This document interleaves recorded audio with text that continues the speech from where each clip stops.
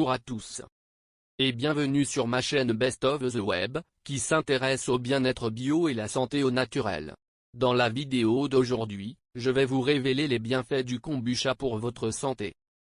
Mais avant de rentrer dans le vif du sujet, je vous prie premièrement à vous abonner à la chaîne Best of the Web, et surtout, d'appuyer sur l'icône en forme de cloche située à côté du bouton abonner, afin de recevoir des notifications chaque fois qu'une nouvelle vidéo est mise en ligne.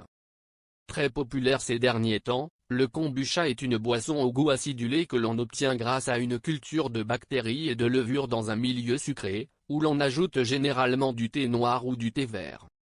Dans cette vidéo, vous allez apprendre tout sur le kombucha, avec plein d'astuces et une idée de recette maison. Le mot kombucha, se traduisant littéralement dans plusieurs langues par l'expression « champignon de thé » ou « mer de kombucha », fait référence à l'ensemble symbiotique qui permet la fermentation de la boisson.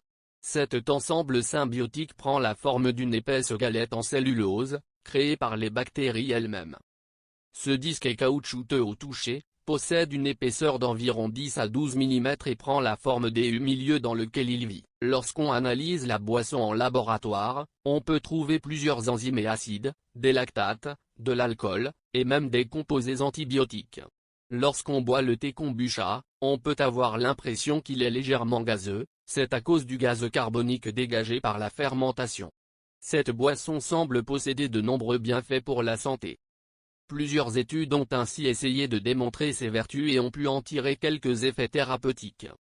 Premièrement, les composants et notamment les levures permettraient de restaurer la flore intestinale et donc de renforcer le système immunitaire, ce qui aiderait le corps à combattre les maladies.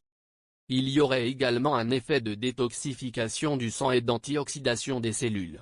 Enfin, elle permettrait de lutter contre différents maux, l'asthme, la diarrhée, la goutte et les rhumatismes, les hémorroïdes, le stress, etc. Certaines personnes pensent également que le kombucha pourrait guérir le cancer, information à prendre avec des pincettes. Les bienfaits cités n'ont pour la plupart pas été démontrés par des études scientifiques, rien ne remplace un mode de vie sain avec une activité physique régulière. La consommation de kombucha s'apparente plus à une mesure de prévention individuelle, mais qui peut effectivement vous faire du bien. Le kombucha est-il alcoolisé? En effet, le kombucha peut contenir jusqu'à 2% d'alcool. Cela s'explique principalement par la fermentation. Pour faire simple, les levures vont transformer les sucres en alcool et les bactéries vont convertir l'alcool en acide. Mais il restera toujours une petite partie d'alcool dans la boisson. Bien évidemment, le taux est très bas, et comparable à du cidre voire à de la bière sans alcool. Le kombucha est-il sucré? Eh bien oui. Comme expliqué juste au-dessus, les levures ont besoin de sucre pour se développer, sucre qui sera transformé en alcool. Cependant, la conversion n'est pas complète et il reste toujours du sucre à la fin de la fermentation. En règle générale, on utilise du sucre blanc pour cette boisson, et on estime qu'il en reste 40 à 60 g pour un litre de boisson à la fin de la fermentation.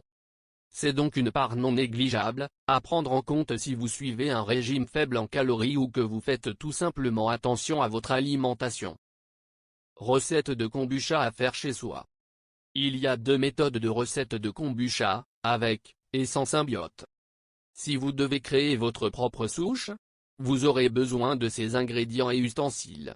500 ml d'eau, 3 cuillères à soupe de thé noir ou vert, 110 g de sucre, un pot en verre, une bouteille de 500 ml de kombucha non pasteurisé, on en trouve généralement dans les magasins bio, un torchon, un élastique. Instructions. Faites bouillir 500 ml d'eau dans une casserole, puis coupez le feu quand l'eau bout. Infusez le thé dans l'eau pendant 5 minutes. Versez le sucre et mélangez jusqu'à dissolution. Mettre le mélange dans le pot en verre en filtrant le thé, puis ajouter la bouteille de kombucha une fois que le mélange est à température ambiante. Recouvrir le pot avec un torchon et un élastique pour fermer. Laissez reposer 2 à 3 semaines jusqu'à ce que la souche mesure 1 à 2 cm d'épaisseur. Voilà. Vous n'avez plus qu'à garder la souche au réfrigérateur avec le liquide restant, et vous pourrez l'utiliser pour faire vos boissons. Si vous avez la souche, vous aurez besoin des ingrédients et ustensiles suivants. Une souche de kombucha. 20 centilitres de kombucha déjà fermenté. Dans le cas précédent, il vous reste du liquide avec votre souche, c'est celui-ci qu'on va mettre. 7 g de thé noir ouvert. 70 g de sucre de canne bio. 1 litre d'eau. Torchon. Élastique. Instructions. Faites bouillir 1 litre d'eau dans une casserole, puis coupez le feu quand l'eau bout. Infusez le thé dans l'eau pendant 5 minutes, versez le sucre et mélangez jusqu'à dissolution. Mettre le mélange dans le pot en verre en filtrant le thé. Déposez la souche lorsque le mélange est à température ambiante, côté clair et lisse vers le haut. Recouvrir le pot avec un torchon et un élastique pour fermer. Laissez fermenter entre 7 et 14 jours. Goûtez régulièrement la boisson pendant la fermentation, lorsqu'elle prend un goût acide elle est prête. Enfin, transférez la boisson dans des bouteilles en verre et gardez toujours environ 25 centilitres pour vos prochaines fermentations. Vous pouvez garder la boisson au frais pendant 2 semaines. Voici en conclusion, notre avis. Boisson détox au top, le kombucha n'est pas compliqué à réaliser. Le plus important est d'être méthodique dans la préparation et patient lorsque votre souche est en train de grandir. Bien aromatisée avec des jus ou autres, elle émerveillera vos papilles. Sans compter que ses bienfaits thérapeutiques peuvent vous redonner une nouvelle jeunesse.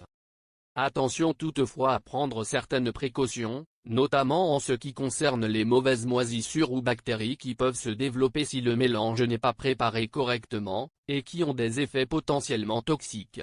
Vous l'aurez compris, prudence est mère de sûreté. En dehors de cela, faites ce qu'il vous plaît, et profitez de cette délicieuse boisson. C'est tout pour aujourd'hui.